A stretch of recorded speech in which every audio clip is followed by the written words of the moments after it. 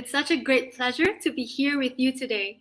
My name is Joey, your moderator today, and I'm an analyst at Penang Institute. And today, we are going to be discussing the important topic of retirement from a policy perspective. So before I start, it would be great if maybe you could head over to the URL at the bottom of the screen, key in the code, and tell us a little something about yourself. You could also send us your questions for the panelists through that platform. So the code will be, it will appear shortly after this. So today we're going to be talking about pensions, and pensions are a very complex issue worldwide. Today we will be specifically looking at the impact of the pandemic on retirement income, and also the challenges that the Malaysian public pension system faces, and finally, emerging solutions or technologies at our disposal. But before I continue any further, please allow me to introduce the two experts joining us today, Mr. William Price, Chief Executive Officer of D3P Global Pension Consulting, and Balqais Yusoff, Head of Strategy Management Department at the Employees Provident Fund.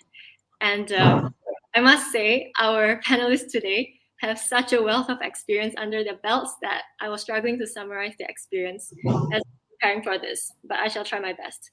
So, an economist by training, Mr. Price is a global pension expert who has worked for the World Bank, the OECD, and the International Organization of Pension Supervisors. Previously, he was also head of policy at the UK Pensions Regulator. He has worked with governments across the world to design systems that improve pension outcomes, contributing significantly to the development of pension models. Mr. Price has also published extensively on a wide range of pension issues. Notably, he recently co-authored the book, Saving the Next Billion from Old Age Poverty. Also an economist, Balqais leads the Strategy Management Department of the Employees Provident Fund. Prior to that, she led the corporate planning outfit of a public-listed supply chain organization and has more than 20 years of experience in various sectors, which include banking, public services, and consultancy. Welcome both, and thank you for joining us in this discussion. To start, I will describe the current landscape of pensions in Malaysia, and then we'll hear the thoughts of our panelists on challenges and potential solutions. So we all know that retirement inadequacy has always been a challenge, not just in Malaysia, but globally. Old age poverty in particular is a rising concern because of how quickly people run through their savings in retirement. According to the EPF, 50% of their members run out of savings within 5 years. So this means that by the age of 60, there's nothing left in the pot. Life expectancy in Malaysia is 76 at the moment. So that's a gap of 16 years with little to no income. And if we look at the median income of Malaysian households headed by individuals over the age of 65, it is only half of those headed by individuals between the ages of 45 to 65. So this means that after the head of household retires, families retain 50% of their previous income.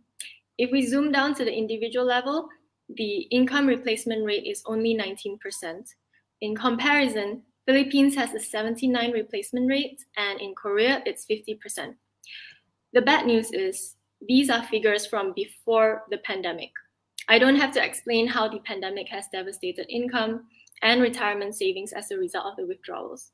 If it was bad before COVID-19, it's worse now. Equally important is the widening income gap.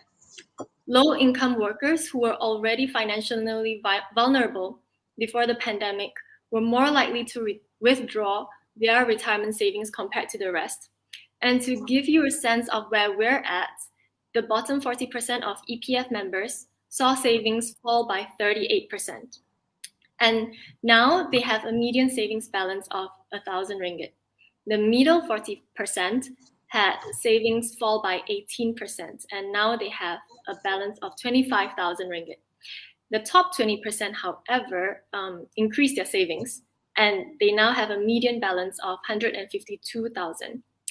And as it is, this year, only 27% of EPF's members will meet the basic savings threshold of 240,000 by the age of 55. The next slide, please. Yeah. Well, previously in 2020, it was 36%. There are also several compounding issues to think of at this time. For example, the increasing life expectancy, with women's old age income disproportionately affected by it. And then we have the growing gig economy, which means that the percentage of formal jobs and pension coverage may drop. So perhaps now is the time that I turn over to our panelists. Juan, Balqais, and Mr. Price, perhaps you could share a little bit about your experience from working on pension systems. What are the hurdles that you're seeing, and also perhaps the root issues that we need to tackle? William, perhaps you might like to start first. Yep, well, thanks very much for that. And I was actually going to talk about it with a few slides, so give me a moment as I share the screen.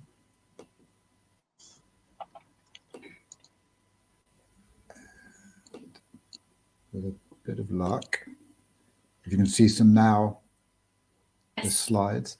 So first of all, thank you very much to the Penang Institute for this opportunity, and it's a great pleasure. I've been working and being in Malaysia for a fair amount over the last 10 years, so it's always great to be back, if only virtually, and great pleasure to share a stage with EPF and Juan Balqais. I think I first worked with EPF about 10 years ago on an external review, and helped write a case study in 2018 of lots of the good things the EPF was doing. So if in the coming 5 minutes, I'm going to mention some areas where maybe things could be improved in Malaysia. And I won't be going over all the positives. So it's one of those ones like a report card. Even if it's talking about the improvements, there's still a load of strengths there. And what I was going to do, just very briefly, just have one slide on the kind of global big picture and the kind of things to look at, and then focus a little bit about this key issue of turning pension savings into retirement income, which is a big problem for most countries in the world. And one of probably the key issue in Malaysia on which to focus. So let me just talk about the big picture first. And so this is quite a busy slide, but if you look on the left-hand side, you know, the world is very complicated and there are lots of different systems in different countries, but the left-hand side are 5 key outcomes we focus on to try and say, how is the system doing now, and what's the ambition for a country going forward? So the coverage, who is contributing, and you need more people to contribute often, but also the coverage of people in retirement, because what you see is maybe a system is good at getting people to have a pension or have assets at 60 or 65, but they have very little income when they're 75 or 80. Number 2, the adequacy. How much will people get from this pension? And in the pension business, it's not it's not public or private in terms of solutions. You need something from everything, some public sector, some government provision, some private sector, some individual provision and employer provision.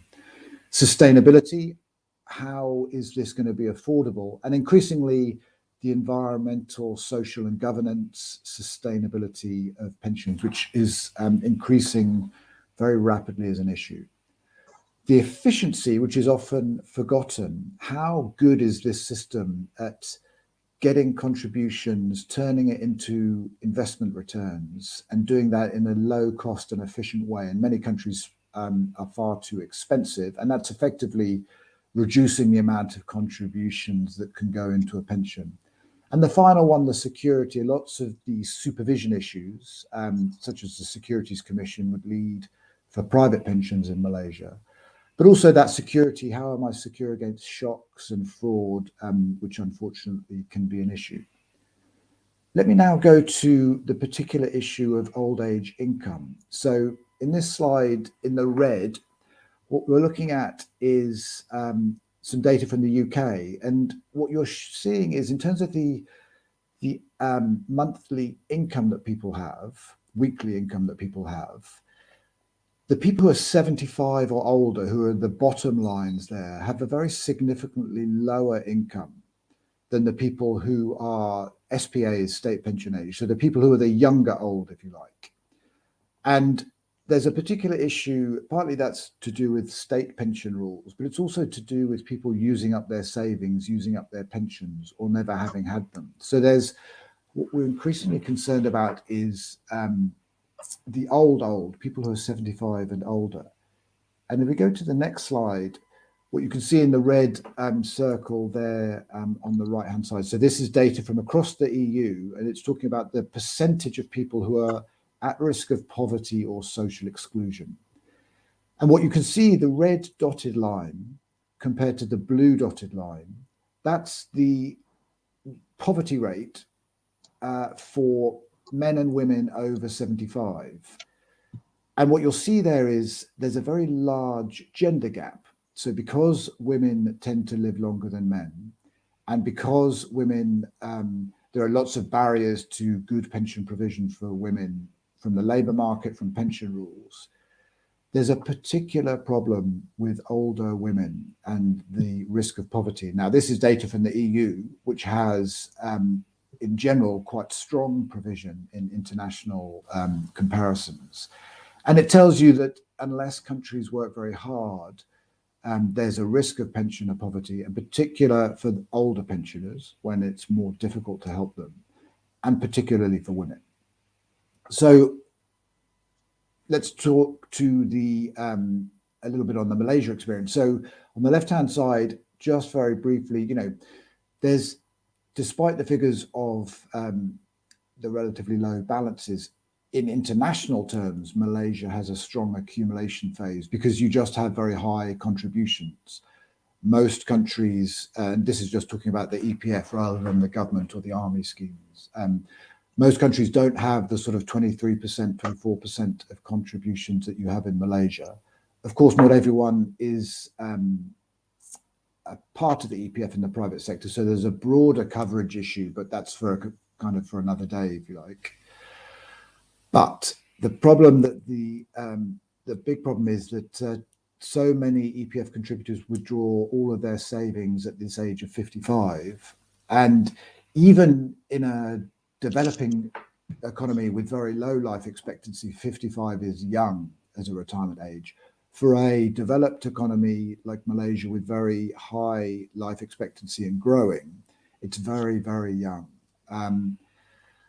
And then you see that the numbers of people who are having assets still within the EPF when they're 65 and older are very low. On the right-hand side, it's a chart from a World Bank report. And what they're showing here is the balances, a little bit like Joy just showed, the balances for people at different levels of ringgit. And then the active members, and then they were doing some calculations about, so what's the annuity, as in the payment I would get until death, the blue line here, at these different levels. And so there are some people who will get a pretty decent income if they turned it into an annuity, and other people where the problem is that their balance is very low.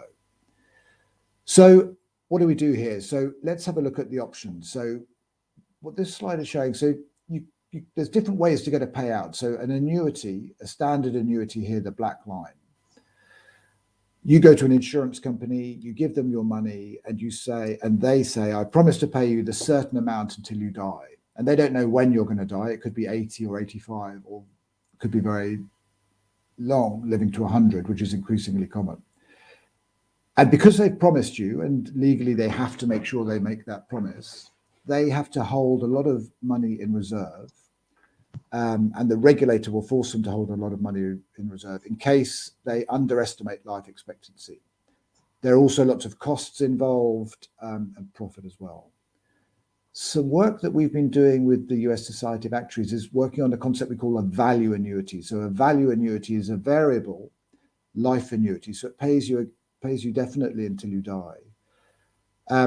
But it's uninsured. So what that means is you have a group of people, the whole group, say, for example, the membership of the EPF.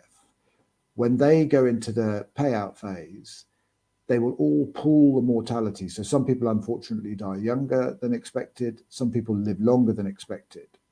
But rather than everyone having to provide just in case they live to 90 or 95, you insure amongst the group.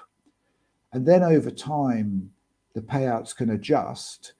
So you get your annual increases from investment returns. You get annual increases as mortality is shared amongst the group. But if people are living longer than expected, you get a slightly lower increase. So this is unlike the insurance company where you have to promise a certain amount. There can be some flexibility in payments. And as a result, you can see the average payments can be significantly higher. And there's a chance of very significantly higher payments if you have good experience, and a very small chance of a slightly lower payment. But on average, this is a very good way, a very efficient way of increasing income in retirement. So let me conclude. So what do we say?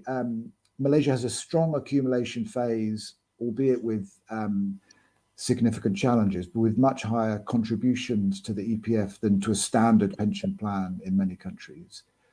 For those covered by the EPF or people with a public sector pension or an armed forces pension, there's good potential for pensions. Malaysia, like many countries, needs to expand the coverage among informal sector workers. And I know that the EPF it's something that they've been working on. But the key gap for Malaysia and many other countries is that the accumulation phase savings don't lead to a good payout phase or a good income in retirement. It's particularly important to have a guaranteed income in retirement or safe income in retirement to tackle poverty, particularly among women. And what people should have is a default, preferably a mandatory payout product, in the same way that in the accumulation phase, the EPF is in control of the investment. You should then go into something run by the EPF, or, in Singapore, it's the Central Provident Fund. In Sweden, there's an option from the payout vehicle there, from the accumulation and the payout vehicle. So people will automatically get something turned into income. And then finally, traditional annuities are very challenging to deliver, but these variable annuities, value annuities, we think can be very good and would build on the investment expertise and governance expertise that the EPF have. So let me stop sharing. I should say, for the questions, even though I've focused on the kind of the payout part, I'm very happy to take questions on anything to do with pensions and globally on any of those big issues that I just mentioned. Thank you so much. Thanks, Mr. Price. I think that was a very short but succinct overview of the public pension system in Malaysia. And I'm very shocked by the gender gap, even in the EU. If in such a place where the labor force participation rate of women is already so high and pension systems are quite strong, I can't imagine the situation in Malaysia. But maybe I'll hold a few of my comments and my questions. And Puan Balqais, perhaps you'd like to talk a little bit about what the perspective is from EPF side? Thank you, Joey, and thank you also, Mr. Price, for the great presentation. I think I will echo some of the things that you have mentioned. Okay, can the participants see my slide? Yeah, we can see it. Okay, hi everyone, very good evening, and thank you for inviting the EPF to be in this important discussion. So basically, I'll cover the presentation in two parts. One is about the issues and challenges, of course, mirroring what Mr.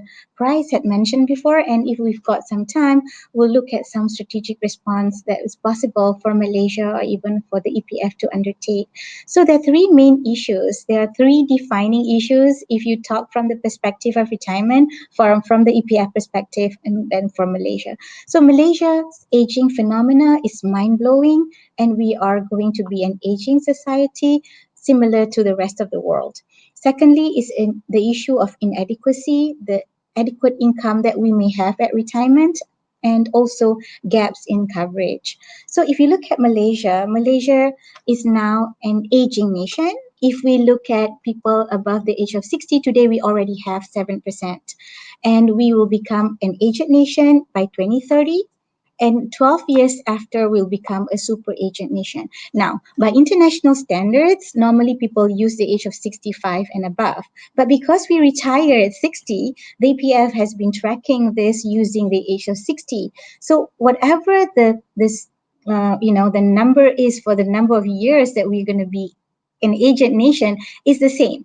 because the speed that of us getting into an aged nation is the same whether I use 65 or 60. But the worrying thing is for you to look at the table below the top part, right? So if you look at 2020, we have 21 million adults, and today we have about 3.5 million elderly. So that means in one elderly in every 6 adults. But fast forward to 2060, we have similar number of working adults, 23 million, on the back of close to 13 million elderly. So for those of you who are in your 20s, you will become that person in 2060. So imagine there's 13 million and that they have to be supported by 2 working age adults. Now, this is a situation that is very, very worrying for our country if we do not prepare for the situation. So if you look at the chart as well, so you can see that as we go into, fast forward into a couple more years, the number of children will start to decline, and the proportion of elderly will start to outpace the proportion of the younger children. And Malaysia will face that inflection point by 2035 when there will be more and more elderly people. And today, if you look at statistics, Gen Y and Gen Z, they are the largest population cohort that's walking on the space of the earth, but they will become aged and there will be lesser and lesser children. So if you look at the speed of aging, again, what I wanted to impress to you is, again, the speed of which Malaysia is becoming an aging nation to an aged nation. So normally the speed is being looked from the time when Malaysia becomes an aging nation and when Malaysia then reaches this point to become an aged nation. Look at France. France took a total of 115 years. They were rich first before they become old. They have the facilities, they have the infrastructure, they have the wealth to carry them into this aged nation status, and they have the healthcare needed and the social protection that is required for the country to face this aging phenomena. So for Malaysia, are we ready? That is the question. We are aging at a faster rate than many countries, in this region. So that is the worrying part. And why does aging happen? So if I can share with you, aging happens for 2 main reasons. One is because, of course, that people are living longer, right? If you look at 1950s, the average life expectancy for Malaysian was only 53 years old. But fast forward, I don't know, 50 years later or 70 years later, our life expectancy is now at 76.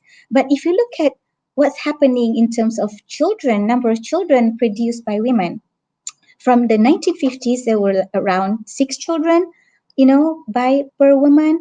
But right now, we have only 1.8 child or children per woman. So what does that mean? For a country to maintain its population base, it needs to have 2.1 children per woman. So we are not producing in order to get this population growing, because population is a long-term game, and we are by nature, we are not programmed for longevity. We have, maybe you can see, 1 generation to 2 generations, and after that our propensity to procreate will decline. So therefore, these people, because of the culture, because of the lifestyle, we will start to have lesser and lesser children, and this is even happening in more less developed countries. But we can say that living longer is good, but are we healthy? Are we having enough savings to cater for this longer life expectancy that we are going to embark on? So what's more worrying for Malaysia is that while our life expectancy is at 76, if you look at the healthy life expectancy, it's 67. So what does that mean? If you look at males whose life expectancy is 73 years old, at the age of 66, they will start to become sick, or they will have some kind of illnesses or diseases, right? For female, the life expectancy starts to deteriorate 10 years before they perish. So the implications of aging are manifold. You cannot say that you're going to start running and jump forever, right? There will be mobility decline. You will need to spend more on healthcare. You will have physical abilities decline, and there's cognitive ability decline as well. So all this require cost. If you need someone to help you with purchasing your goods or with your health, this is going to, put a lot of burden on your financial situation. So here, if you look at statistics, right, what the best of science tell us that the human body, the capacity of human body to be healthy, absence of any diseases, is up to 90 to 95 years old. That means if our life expectancy is at 75, we are throwing good 20 years on the table. And for a Malaysian, we will lose the healthy life expectancy a lot earlier. That means you can't work. You don't have the capacity. And if you look at the healthcare cost, to treat an elderly is 6 times more than a person who's 20 years old. But I don't want to repeat some of the stats here because you've seen it before. But what's more worrying from the nation perspective is that the impact of a shrinking labor force. So for every 10% decrease in population, you will have a decrease of 5.7% in GDP. So this matters to us, right? Because we are all intertwined. No man is an island, because even if I'm wealthy, but if everyone around me are poor, I cannot sell my goods to people. So it's important to ensure that the society as a whole is wealthy and prosperous, right? And when we have also a shrinking labor force, that will impact our tax collection. Already we are one of the lowest tax-based collection around the region as well, because of the way that we structure our tax. So with a shrinking labor force, we will have less and less people paying tax. And this will, of course, will cause a burden on the government in terms of financial spending. But who's the government? The government is us. We are part of the fabric, right? So we are in this together. And what's more worrying is that for the elderly, if you look at the poverty rate in Malaysia, is about 8%. Of course, now after the pandemic, I will not deny that the COVID-19 pandemic is a human tragedy of historic proportion. It has affected lives and livelihoods. So many people were out of jobs. But if you look at poverty, relative poverty in Malaysia is about 16, now 17%. But look at the groups.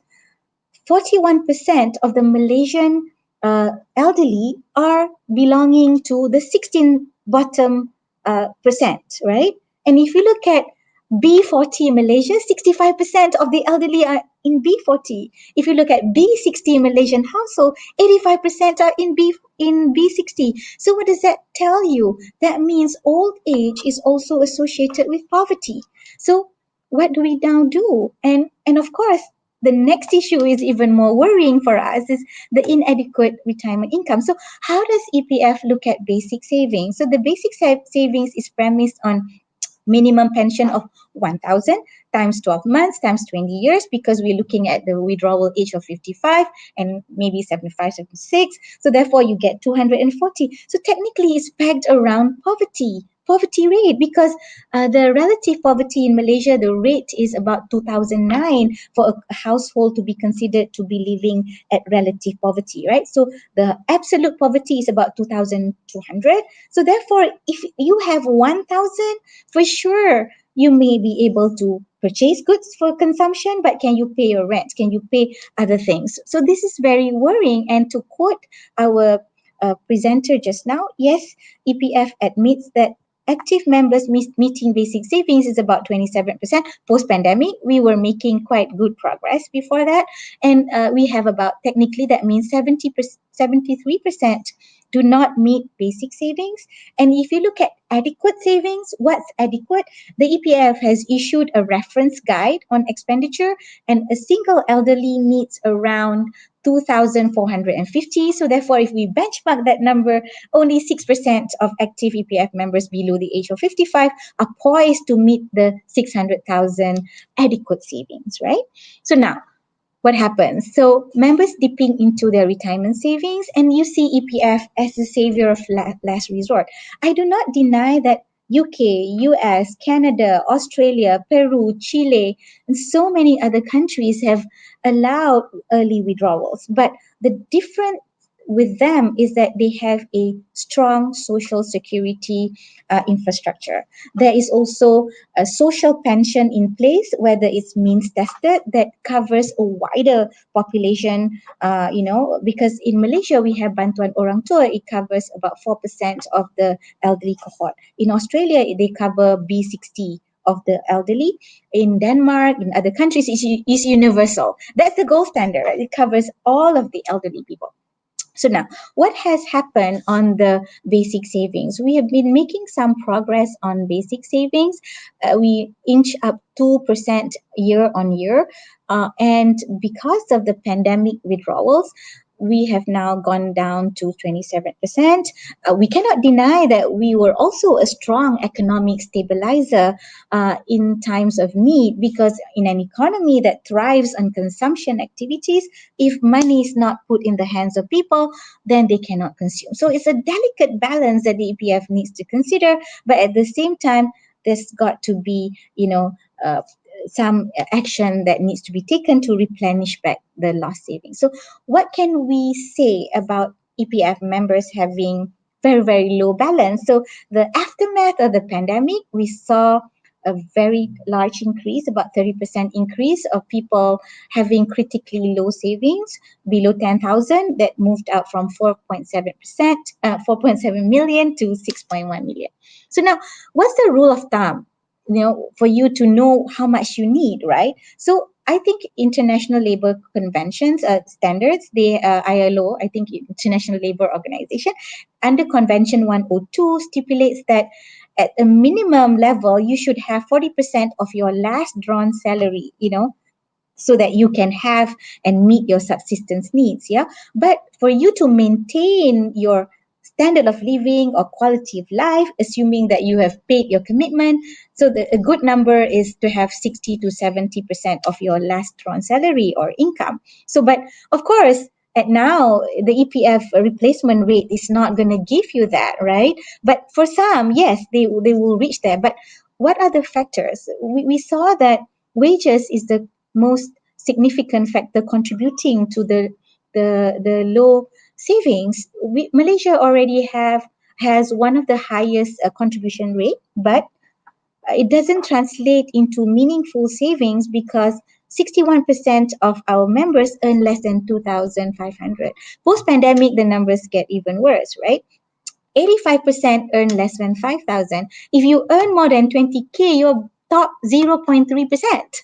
So, and we also did not have minimum wage, till 2014. That helps a lot, especially if people who are in the hospitality sector, they are paid on 300 ringgit, although their overall take-home pay is 1,002. So the EPF contributions was that, and EPF has now aligned the contributions to the minimum wage. Yeah, and some 2 million people are not making consistent contributions, low financial literacy, and early withdrawals, of course. So if you look at the wages I've mentioned just now, these are the very, very numbers that we have today in terms of income. Yeah, income distribution. So gaps in pension. With the changing world of work, with more platforms, economy coming into the picture, the informal sector is set to grow. And of course, if you look at the adult population, there's the labor force of 16.1 million, right? And outside labor force, they are also should be covered, but they're not covered. The people employed, if you look at the formal sector, we have close to 12 million formal sector, and we have large uncovered population even within the formal sector. The contract for services, the interns, the protege, the foreign workers, they do not fall under mandatory EPF coverage today. And also, of course, the informal sector. And it's difficult to cover the the agriculture informal sector, but there's, of course, opportunities within the non-agriculture groups, right? So if you look at coverage, we are not there yet. Yeah, definitely coverage of EPF within the labor force is still not high, including the civil servants. So Malaysia do not cover the entire labor force as in developed or OECD countries. They have about 80% coverage to 90%. Yeah. So in terms of current working age population is also quite low, and the decumulation phase, we only have some 20% of the elderly receiving some kind of pension. If you're a civil servant, you have the pension. About 600,000 to 800,000 civil servants today receiving pension, and including the bantuan orang tua, about 138,000. So that makes it 20%. So imagine this cohort, 16 million, who now turn 60 in 2060. They won't have a pension because EPF allows the lump sum, right? Okay, so now strategic response. I don't know. I'll just cover 2 to 3 pages before I give the floor back to Joey. So basically, we need a paradigm shift. We need to change EPF from seeing it as a retirement savings for accumulation and look at it from the income replacement perspective. So imagine you spending your working life, you get a salary for 20 to 40 years, and then you have a hard stop, right? When you don't work anymore. The most vulnerable part of your life, there's 2 points: the moment you're born and the moment you retire. If you don't have a sense of purpose, you don't have income, you can go into deep depression. So how do you convert whatever you have into some kind of salary? Where will your salary come from? Have you thought about it? Would you have kids to support you? So the EPF define our aspiration to help members achieve a better future. We want them to have income security. We want people to have good health and meaningful life. Why income security? Because that will need to finance your lifestyle. And of course, health is wealth. If you don't have your health, it will deplete your entire wealth. And also, meaning will actually extend your life expectancy between 7 to 14 years. So it's very important to have that. And of course, I spoke about this. Maybe we'll talk about this later. How do you see from your what is good enough for you? Of course, everybody's different, how you want to retire. So we are going to help you decumulate your fund, and of course EPF has plans to do that. And we want to start to let people think, even a million ringgit just give you 4,000. Can you really live on 4,000? I think those are the questions that we need to start educating the public. So definitely I'll echo what William Price had mentioned. Extending coverage is one of the biggest challenge, and we want to pursue that. We want to help people improve their retirement adequacy by having multiple products, as well as pushing lifetime income products, which can be done with annuity or even a structured drawdown. We're looking at the numbers. Basically, the younger people below the age of 45, they can meet basic savings a lot better than the generation above the age of 45. Can we really annuitize that and make sense of the numbers? So maybe a structured payout makes more sense.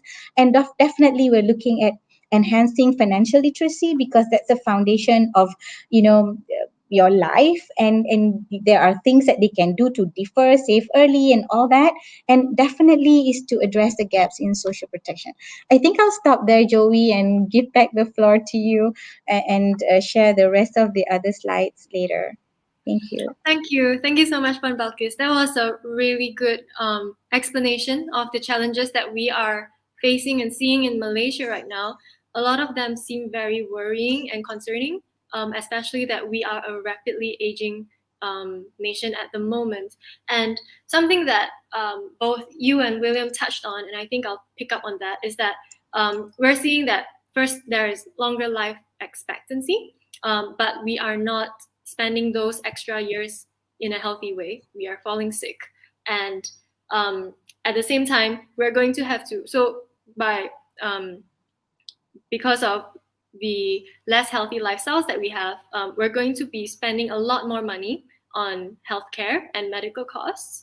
And at the same time, this contradicts a lot of the behavior that we're seeing, because we know that we have to save up for a future that is certainly going to be more expensive. And we also finish our savings very quickly. In fact, it takes 5 years to finish what took maybe 20 years to save. And I just want to pick at a little bit of that.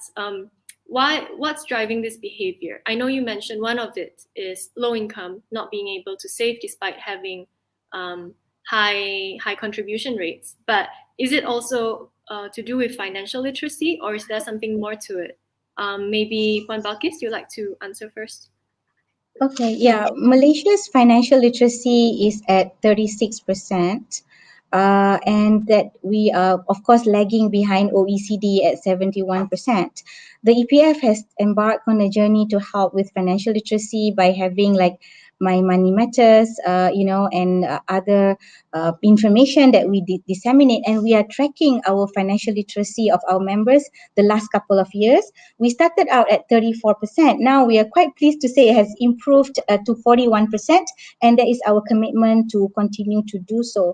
But when you talk about retirement, I think human behaviors, we know what behavioral insights tells us, right? So basically, there is multiple things that influence your decision on retirement. Number one is present bias. So when you ask me about the future, is so distant, far away, I'm not going to think about it. So I'm going to have instant gratification, and I'm going to put my decision on the today. So that's number one. Number two is the um, principle of loss aversion. They feel that when we deduct the money from their payslip, then they lose out on the money, but that's human nature, because they want, give us the income right now, right? And of course, people always feel that they underestimate whatever poor situations that will happen to them, and they will make the wrong decision. So they will underestimate their own propensity to not have enough savings, but they will overestimate certain things. So all this, I think, we understanding the human behaviors can help drive policy making in a better way, to make people get compelled to save more. And the EPF would like to, of course, push certain products that we already have, like voluntary access. You can save beyond your deductions, or you can put in self contributions, and we'd like to work with organizations that also what would like to put in like auto enrollment for their staff, if they are in the platform-based business. So those are some of the things that we are seeing. Thank you. And Mr. Price, do you have anything to add to that? What do you think? What factors do you think might be driving that kind of behavior? Yeah, so I said at the beginning that most countries are very diverse, and every country we work in across the world, you have to really learn the country. But I think two things which are the same everywhere. It doesn't matter, developing, religion, history, location. Everyone always wants the money now, and no one plans for the future. And even if you're in a country which has great financial literacy and people sort of understand on the one hand, as soon as you have a choice between, oh, I could take all this money now, or I have to take it as an income, people will always take it. So I didn't have time to show them a chart in Peru which used to force you to take an income, an annuity income effectively. And then they allowed people to withdraw the assets, and there's a massive spike up. Then I could have done a chart in the UK, which made some very bad changes in 2015 to move away from a guaranteed income to access. More or less 100% of people used to take an annuity income. And there were problems in that market that needed to be fixed. That 100% has now fallen to 15%. Half of the people take all the money out in one go. And so what it tells you is you have to do the same things you do in the accumulation phase. The EPF has lots of contributors because it's a mandatory requirement.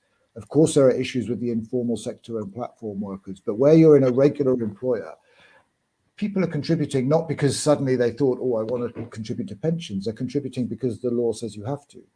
And then when you come to the payout phase, that's why lots of countries mandate that you have to take an income. And the ones that don't, for example, like Australia, it's a very big debate, as it is actually in Malaysia. If we want people to have enough money, they have to take an income.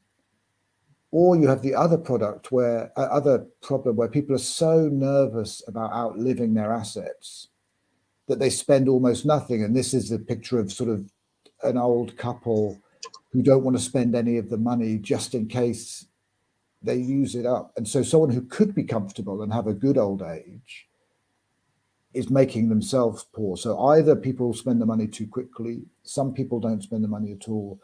and it's the most general global phenomenon I think we see, and hence you need to go back to the same kind of solutions of making it mandatory or using defaults and auto enrollment. Yeah, I guess this means that we have to think about what our defaults are, and be intentional about them. Puan Balqais, just now you mentioned a little bit about the gig workers and this really big growing informal sector. What maybe you could shed a bit of light on what EPF is doing in that area and how we're planning to expand coverage. Could I share the slides, please? Yep. Okay. Yep, we see them. Okay, you do. Okay, basically, there are choices, of course. You can have voluntary opt-in, which we have right now. It doesn't work that well. We only have about close to 500,000 people who voluntarily do that because of the incentive-based programs by the government in the form of iSuri, or now called Kasih Suri Keluarga Malaysia, and iSaraan, yeah. And we can also test with voluntary opt-out or mandatory. But in terms of policy choices, like mentioned by William, sometimes there must be, interventions that look at mandatory that can be better compared to voluntary, because the results can be, a bit more phenomenal and can be meaningful for us. So if you look at what we are doing, I think there were questions around what EPF needs to also tell about more. We have these products already available, which we allow people to top up, whether by self, third-party institution, husband, wife, family members, intergenerational transfer, up to 60,000. And if you are a worker, you can contribute above the statutory rate up to 100% of your salary, and that can come from both formal sector workers or even the employers, right? And we also will like to recoup back the savings that was withdrawn from the EPF, because once the economy opens up and things stabilize, then when people make contributions, it will flow into account 1, because that's a retirement account. Account 2 is the pre-retirement account. Yeah. So this is what the government is now offering to the gig workers out there, and also other people who may not have a formal employer, so to speak. The government provides contributions of 15% top up to 250 ringgit a year. And for those people who are deemed as very vulnerable group, who are women, the government gives up to 480 ringgit per year on a contribution of 60 ringgit, right?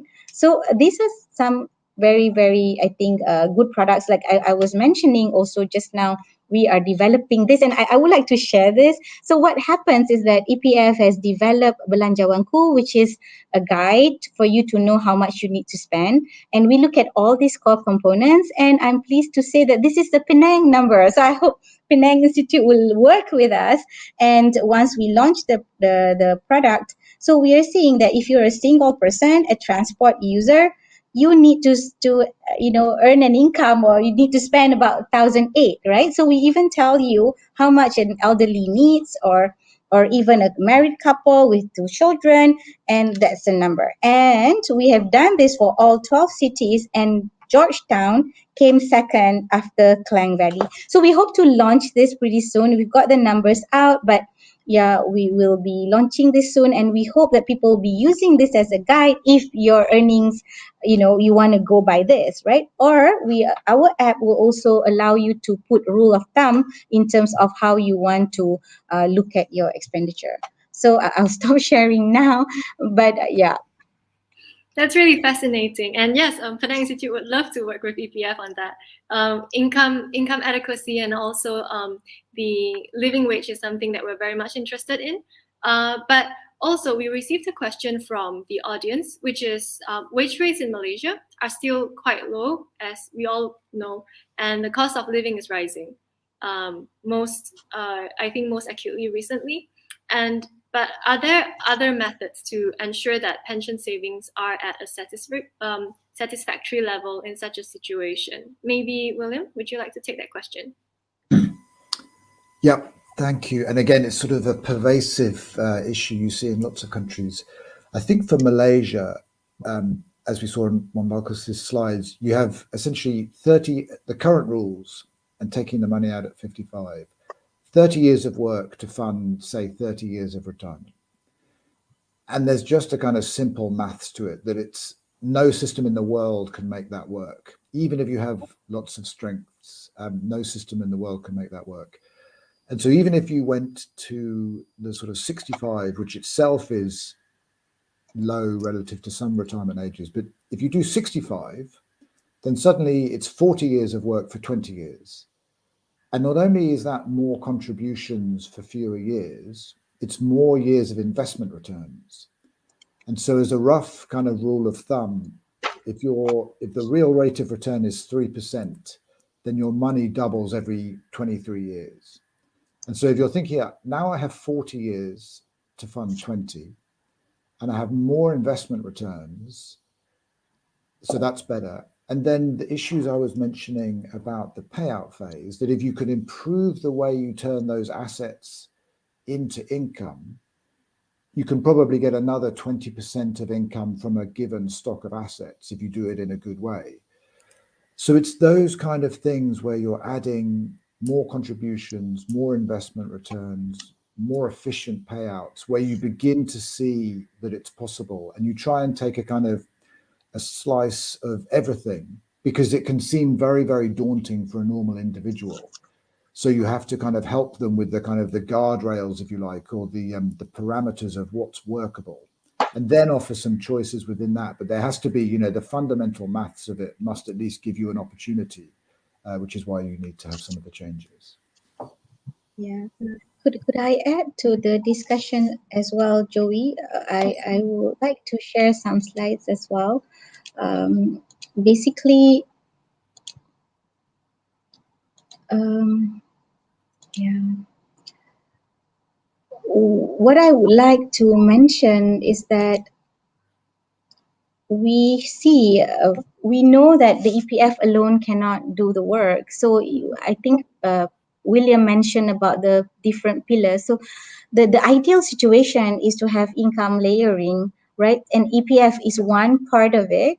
So definitely, let's hope that one day we have this fiscal space to actually offer a social pension for everybody, or higher coverage for them. And definitely we can explore social insurance pension, currently not available in our country, or state pension. EPF is a mandatory contribution scheme, and we need to cover more people so that they can have income that is then drawn down in a structured manner. And of course, if you have private savings and other things that can give you the income layering. So the idea is, if she is Puan Jamila, so if she has a basic pension that is tax financed, layered with the income from EPF 500, and then have other assets from children, maybe giving her a stipend, and does some gig work or babysitting, then she has a greater propensity to have some kind of a dignified living, rather than not having anything at all. So that's the idea around the income layering and having the different pillars, and not only EPF as the key. Yeah. So we also want to share with you, whereby we have seen studies whereby when you work longer, you live longer. So if you are retiring at 67, and if you're healthy, your risk of dying lowers by 21%, right? If you are age 72 and you continue to work, it's like you reduce your risk of dying by a lot higher. So what it says that we need to keep our brain occupied and need to work, of course, in areas where we can actually contribute. So we would like for people to start considering this, and maybe have contribute in different ways. So there are evidence to show that. But also to echo what William had mentioned on net replacement rate, I would like to also share with you about this Bella, right? So in the case of Bella, so what EPF is seeing, by deferring that age 55 to 60, that 5 years will give this person more than a third of additional savings. If you defer from 55 to 65, you double the savings. You know why? The net replacement rate, as mentioned by William just now, is that if you look at EPF, we have 24% deductions, right, from the employee and the employer. So if money doubles, if EPF continues to give 6%, money will double every 12 years. So technically, if you work for 24 years, you would have 96%. But because EPF allows you to withdraw 30%, that leaves up to 67% of your average income over your life, working life, right? But because we withdraw and put for other savings or withdraw it early, they don't have that 67%. By right, the EPF should enable you to reach up to that level, right? That replacement rate. So now this is an example of Bella. She starts to work at 25, and then if she accumulates up to the age of 55, she can have that adequate savings that I talked about based on a single elderly amount. So if she just defers this by 5 years, she increased almost 50%, and 10 years it doubles, because the compounding effect will take effect the longer you put the money with an institution like the EPF, because we are a long-term game. That's what we're trying to tell and educate more public about this. Thank you, Balqais. That's very interesting. I think one phrase that I've picked up from both of your presentations and your sharing is the rule of thumb. I think a lot of you've both been talking a lot about the rule of thumb, and also that some of these calculations that we would need to save up for our pensions, things like compounding interest, that might seem like common sense for some people who take the time to think about it, but as humans, we are naturally averse to thinking about such complicated things. And I was just wondering, is there any way that maybe not just the EPF, but also other stakeholders like employers or individuals themselves, is there any way that we could maybe be more aware of these things, or things like the rule of thumbs of how much to save, how much to when to take out your money, about just staggering the payouts? Is there something that maybe we can do about it, or maybe designing policies that could make us, like William, you said, designing guardrails and making them built in? Is there any way that we can do that in Malaysia? The financial education and literacy is incredibly difficult. And there's not very much good evidence that it can have a strong effect. So it can be very useful when someone's making a particular decision. So in the UK, from 2012, UK used to have, a public pension, and then some employers would offer a pension. So it was a voluntary employer-based system. And then from 2012, all employers have to offer a pension, but the individual has a chance to opt out. In that context, it made sense to have a very targeted campaign to tell people, do not opt out. So partly most people wouldn't even look at it, and so that's the inertia gets them to stay in. But for those people who were thinking about it, there was a good campaign with pop stars and football stars and that kind of thing, just to say, I'm in. And it's a single decision, and it's extremely simple, yes, no. The other types of financial education, it's very difficult. And even in the courses where at the end of the course you can show that someone has done, that they understand more, when you go back after 6 months or 1 year, they've probably forgotten it. And, my father-in-law, he's retired now, but was a physics professor. He doesn't understand the intricacies of his pension or his savings and what the charge is. And there's no reason why he should. So I always think about it, because pensions can be complicated. Think about it like the boiler in your house or the electrics. You need a pretty simple law, because you could have a million things on YouTube and financial literacy to tell me how I can do something to my gas boiler or do my electrics, and then I'm going to kill myself. The simple thing is, do not touch it. You'll make sure that it works, and then get on with the rest of your life. And then you'll have a happy surprise when you're 65, not a bad surprise when you're 65. So don't try and convert people and make them into experts in this thing, give them a system which works. And like a car, I don't understand the engine, but you choose the color and the shape. Don't try and make me fix everything. Thank you. So rule of thumb is don't touch it. Thank you. From Balqais, do you have anything to add to that? Yeah, I think William is absolutely right. Good financial literacy is the first step. We get awareness, but that does not translate into financial behaviors. But then, to be fair, everyone has different circumstances in their life that we don't know why they need that 10,000 withdrawal or 20,000. You know what I'm saying? So basically, we can only design using behavioral economics to help people make better choices, better decisions for themselves, but giving them the right education and awareness is the first step, right? So I believe that EPF, we can share also with Penang Institute. We have developed this booklet called My Money Matters, and we tell you what's your affordability. You can ignore the advice, right? What's the affordability for you to buy a house, a car? You want to take up loans. So we want to be in that space whereby we give you impartial advice, because we are not in it for the money. We never want to make profit from anybody, right? We only care about your well-being at retirement. So you must purchase what you need, because a lot of times people could not differentiate the want and the need. I need a handbag, but I decide to buy Prada. I need a smartphone and I want an iPhone 13, So maybe I just could buy an Oppo. I can still do the same functionality. So I think these are certain basic things that we still need to impress upon our people. And I think financial literacy starts from a very young age. And you are absolutely right. If you put your money, I'm a mother. Sometimes when I find myself in a lurch and I borrow my kids' money first and I'll pay them later. So that happens. But if you put your money in EPF, I cannot touch it, right? I can't. So in a way, it safeguards your money as well. So yeah. Thank you. Thank you for that really interesting perspective.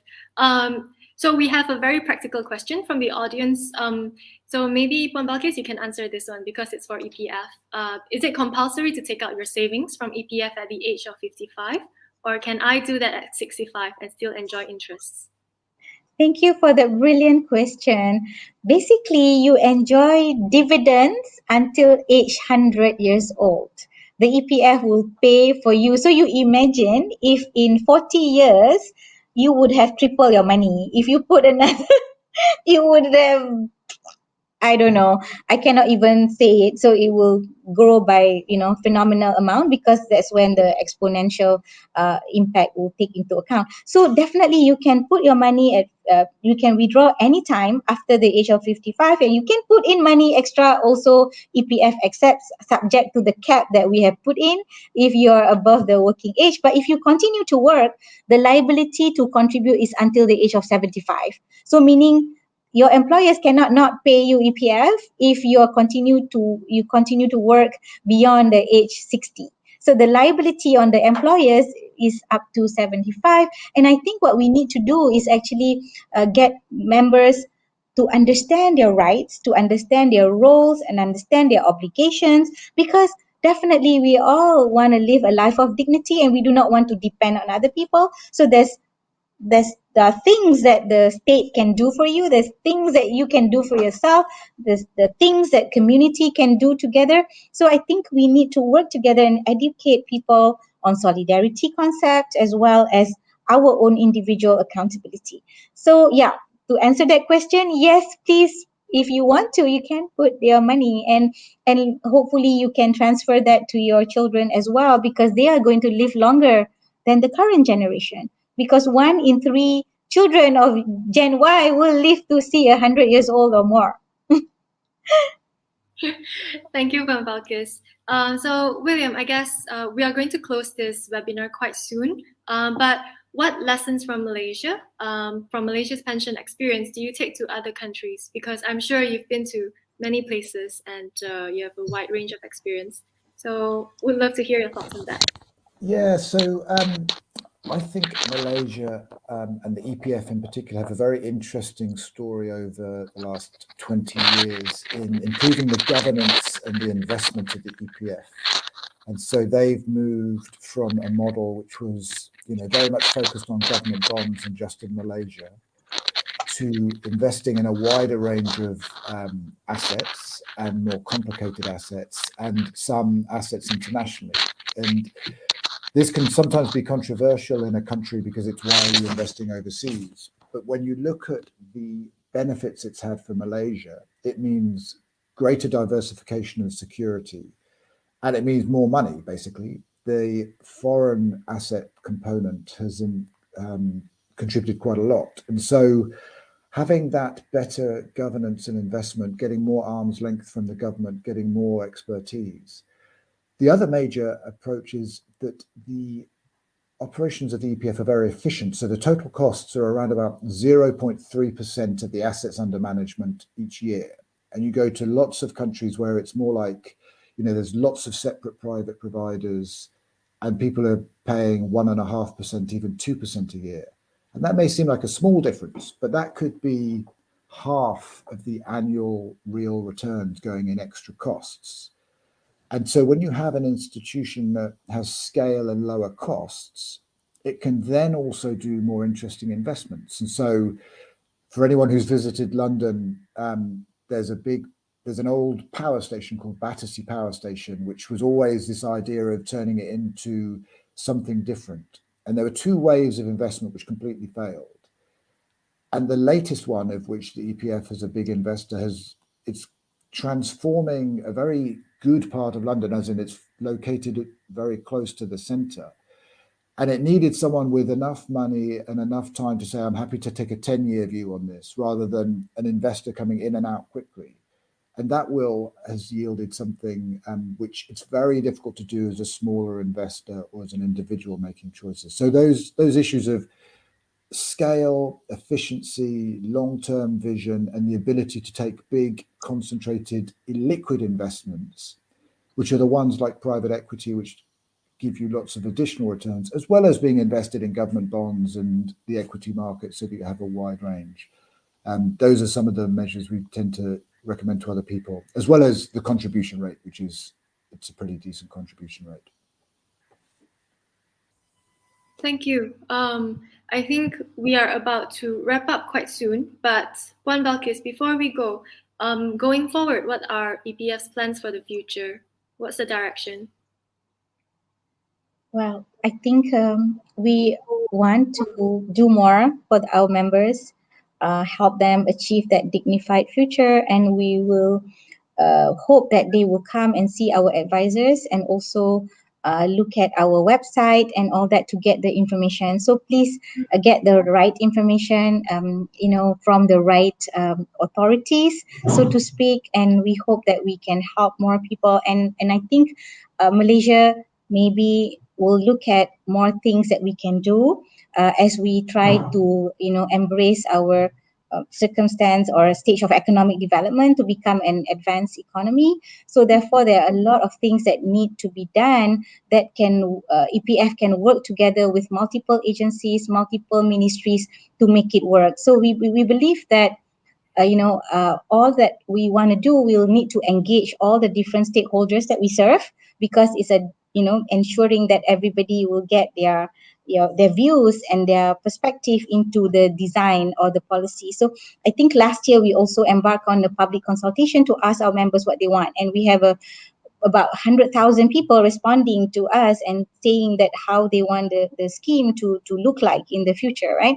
So basically, we will continue to engage the public, and we believe that change is possible. So the right question is to ask is like, can we make the change together, right? So this is our country, this is our nation, this is our society. So can we work together to design something that is good for everybody, and take the country forward? Because at the end of the day, if we have poor people, poor society, we will be poor ourselves.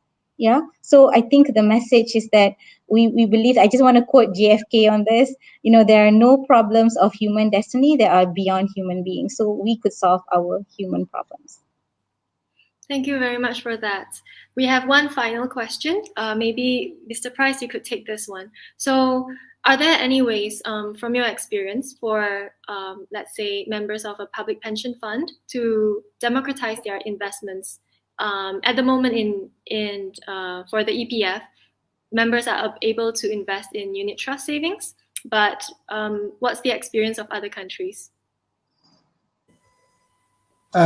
So it's quite variable in other countries in terms of the basic setup. So some people have something more like an EPF with a single core fund. Increasingly, you see, and then some people have, a fund, a member can choose between like 1,000 different funds. And the literature shows that people just can't cope with those kind of wide choices. And so a kind of modern approach is that a provider, whether it's public or private, would have what they call a default fund. So everyone goes into it, but you have some other options. So, and maybe you have, say, 5 or 10 other options. So it's a kind of a number that people could have a look at and maybe understand. The truth is, the vast, vast majority of people go into the default fund, so they don't make a choice. And so the UK, in its reforms, has an institution called NEST, which is the National Employment Savings Trust, which has about 10 million members, and they're a wide range of providers. Over 99% of the people that enter this fund go into the core default fund, and they could choose another. I mean, for good, they have a Sharia compliant one, they have a lower risk, they have a higher risk. So if choice is offered, but there's a sensible core default fund, then it could be a good idea. The problems that you often see is that you'll have lots of marketing and sales agents to try and get you to switch your pension fund, and they're driven by the fees that they will receive, not by the benefit of the member. And I don't have much good evidence that lots of member choice leads to better outcomes, because over the years, decade after decade, it's a decent long run investment strategy delivered in an efficient way. Switching in and out of funds as a member is it's pretty difficult to do. Most investment professionals can't time the market. They don't really know what's going to happen in 1 year to the next. That's why you focus on the core long run investment returns. And broadly, that's where I would go. Maybe offer a little bit of choice, but have a default fund for everyone so they get something sensible without having choice. Yeah, I think when it comes to thinking about our finances, there's a lot of fear and anxiety around those things. And also, I think rightly so, because sometimes we're not really sure what the right choice is as well. But I think we will stop here. Thank you so much, Mr. Price and Puan Balqais, Thank you for both of your input. It was really enjoyable speaking to the both of you. And Puan Balqais, if the EPF would like to work with Penang Institute on any issues, we would love to. So thank you very much. And good night, everyone. Thank you for joining us. Thank you.